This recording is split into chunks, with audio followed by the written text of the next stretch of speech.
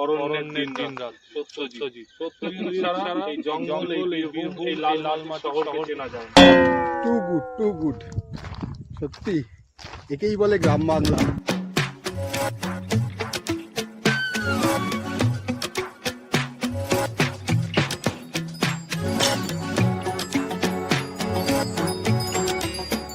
বর্ষায় শালপিয়ালের জঙ্গলে ঘেরা ঝিলিমিলির যে কাহিনীটা শুরু করেছিলাম সেটাকেই এবার এগিয়ে নিয়ে যাব সামনের দিকে।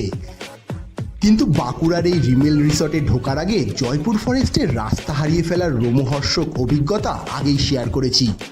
সঙ্গে ছিল জয়পুরের জঙ্গলে লুকিয়ে থাকা দ্বিতীয় বিশ্বযুদ্ধের অজানা ইতিহাস, আর কাঁসাই ও কংসাবতীর তীরে মুকুটমণিপুরের সৌন্দর্য। সেই প্লটেই আজকে দেখাবো ঝিলিমিলির জঙ্গলে ময়ূরের চলাফেরা, বলবো তালবেরিয়ার মাঝি ভাইদের কথাও, আর সুতানের গভীর জঙ্গলে যখন গাড়িটা আটকে পড়লো তখন দিশাহারা হয়ে কি করলাম সেটাও দেখাবো। তবে আগেই বলে রাখি, বর্ষার জঙ্গল চোখকে যতটা তৃপ্ত করে ততটাই কিন্তু ভয়ঙ্কর হয়ে ওঠে। এদিকে আবার রয়েছে বিষ্ণুপুরে মল্লার রাজাদের কাহিনী, তাঁতি ভাইদের ঘরে বালুচরীর নকশা।